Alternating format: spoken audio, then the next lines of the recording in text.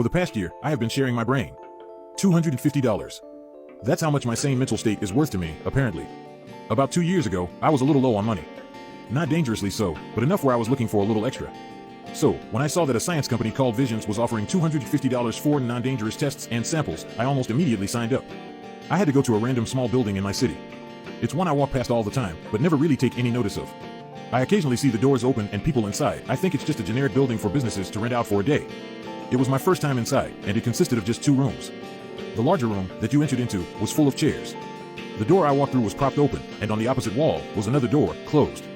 There were only 3 other people sat down. I took a seat and waited. I thought I had gotten off pretty well. I expected to be there for at least an hour, probably closer to 2 hours. But after 10 minutes of waiting, the closed door opened, and my name was called. I made my way into the smaller of the 2 rooms. It felt very medical. There was a desk, with a man sitting behind it, and a woman sat in the corner of the room. Next to the desk was a box with smaller boxes inside. One was labeled gloves, and another syringes. I didn't closely look at the other labels before the man spoke to me. Please, take a seat. Do you have any questions? Do you need a glass of water? I hope we didn't keep you waiting too long. I sat across from him at this clearly cheap fold-away desk. Despite the sign-up claiming this to be non-dangerous, I still asked, is this going to be dangerous? No, not at all, the man replied. That being said, there are a few legal things we need to go over. I think the woman saw I looked a little concerned, as she spoke up. It's all just boring stuff. Honestly, the law makes everything boring. She laughed, and I faintly let out a fake quiet chuckle. The man looked briefly at something written on paper, and then spoke again. So, we're going to be collecting a few skin cells. We'll give you something to numb the pain, and then use a razor to just collect a small section off of the top layer of your skin. Are you okay with needles? I'm okay with needles. A razor taking off my skin sounds a little harsher, though. He smiled. Please, it's just the wording. It'll be from the top of your arm, and frankly, even without the numbing, it wouldn't hurt a whole lot. With the numbing, you won't feel a thing. Plus, it'll heal in days. I felt more reassured. Okay. Is that all the legal stuff? Oh, no, the main thing is that we need your consent for what we'll be using the skin cells for. And what will that be? We're experimenting with growing human brains, without using any tissue directly from the brain. We're seeing how we can use different cells to clone entirely different organs.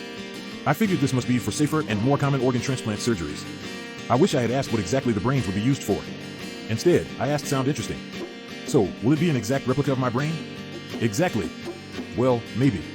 Theoretically, yes, it'll be a brain wired the exact same way as yours. Cloning an organ is usually like taking a blueprint for a computer and rebuilding it. The woman spoke up now, except, in our case, we aren't taking the exact blueprint for that exact computer. It's more like we're taking a different blueprint from the same library and using it to figure out other blueprints. I was a little confused, but confident enough in my understanding. I think I get it. Because you're not using my actual brain cells, you're using my skin cells to predict what my brain cells are like. He gets it, the woman said whilst cheering. The man laughed and pretended to celebrate, too. The atmosphere had been lifted greatly, and I was given a contract to sign. Within 5 minutes, it was over, and I was out, with my money. Within an hour, I could feel my arm again, and the area of skin they had shaved off only stung a little. Within a week, it was completely healed. It was as if I had never even been.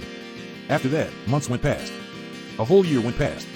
I hardly ever thought about my time donating those skin cells. Once or twice I told the story to family or friends, and some of them thought it was odd.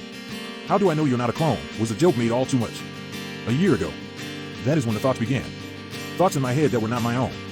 The thing is, these weren't bad thoughts. They weren't really anything. They were just thoughts that felt separate from mine, but happening in my own head all the same. The thoughts weren't clear. I couldn't make them out. I could just feel my brain faintly working in the background, a feeling I don't quite think I could ever describe in such a way that could capture it for anyone else. Focusing on the thoughts didn't help, it just hurt. It was like trying to listen to a conversation from across the street, with busy traffic between you. A month went by like this. I didn't tell anyone. That's when, for the first time, I could make out one of the thoughts. It was an equation. I could clearly and vividly imagine the equation. I couldn't hear it or see it, these were not external hallucinations. These were clearly thoughts in my own head. Foreign thoughts that I could not control. I was not a numbers guy. I didn't know much about math or computing at all. Yet, when I looked this up, it was a real formula. It calculates the distance between 2 points. I was convinced that I had never heard this equation in my life, but I calmed myself down. I wasn't having visions. No, I must have learned this back in school and it's gone to the back of my mind. I was wrong. As time went on, so did the thoughts. All sorts of math and scientific theories. Ones I had never heard of. You may have noticed my wording of I was not a numbers guy. Well, that's because I am now. This constant flow of information integrated itself slowly into my own thoughts. My brain became a container for information, and I was learning so much. I got comfortable with it and learned to block out all the noise in my thoughts. I learned to be one with the knowledge. I didn't question it too much. I know that seems odd, but once it started helping me, I just didn't care anymore. It felt nice that I had a database of information not even at my fingertips, but at the literal synapses of my brain. I am not all-knowing, I am not fed all information about everything ever. But I'm a lot smarter than I used to be. Then came the voices. The voices were shocking. I woke up about 3 months ago, and I could hear the voices of people talking. Only every now and then, it wasn't constant. But I remember so vividly the first things I heard. 2 people talking. I wonder if it's conscious. Of course it is. It might not understand us yet, but it's certainly conscious. I guess we'll find out how much it understands us when we hook it up completely. The other ones were. That last sentence got quieter with each word and was interrupted by the sound of a door slamming shut. These voices occurred multiple times a week, usually on a weekday. Saturday and Sunday were rarer, but it happened. It was almost always people talking about vague, cryptic nonsense. Some random sentences I remember are, "The fourth dimension is going to be the end of us before we can utilize it, I swear." Do you think anyone in Sonder has figured anything out? We got another one from Beyond Perception. It's becoming more frequent. I've been trying to piece all of this together. I can't. I'm missing too much of the puzzle to even try. But last week, I got another piece. I dreamt that I was in a jar, full of water. I couldn't move or even look around as my vision was fixed in place. But I could see other jars nearby, 3 of them with a brain inside. After minutes of staring at this, a woman came into my field of view. The same woman who had been sitting in the corner of that skin cell donation room. This was the first time that it clicked what had happened. I've been understanding the thoughts and perceptions of my cloned brain. The other brain jars had wires sticking out of them. I couldn't look up, but I can only assume mine did, too. My best guess is that they cloned my brain and are trying to use it as some sort of computer to calculate equations and understand the world better than any human. They just didn't expect some of that information to leak back to the source. It was around this point that I jolted awake from the shock. I caught my breath and concentrated. There I was again, without even dreaming, I was back in that jar. Yet, at the same time, I could see multiple other places. I was viewing so many different perspectives at once, mostly inside of Vision's HQ. It's like I was inside the camera systems. I could see a room of people sitting at desks, typing. I could see a small seaside village.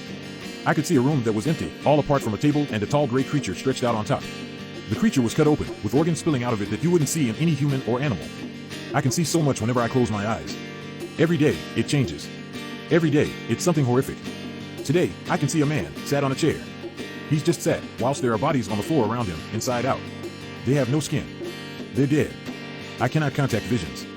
They won't answer me. I can only see the horrors that go on inside. This company is fucked up. I want them to unplug the brain. I want them to kill it. I think it's helping them automate their systems, but that's my brain. They are using me to run their diabolical research. I don't care what it does to me. I need them to unplug it. I need them to stop it. They have no idea that they're using me. They have no idea that I can see them. They have no idea that I'm in their systems. I try every day to control my other brain, and I feel like I'm getting closer. I'll take them down from the inside when I can. Until then, I can only watch. Until then, I have to accept that I am no longer just myself. I am Visions. Thank you for watching our video. If you enjoyed it and want to see more, please consider subscribing to our channel. By subscribing, you'll be the first to know when we release new content. Don't forget to hit the notification bell so you never miss an upload. We appreciate your support and hope you'll join us on this journey.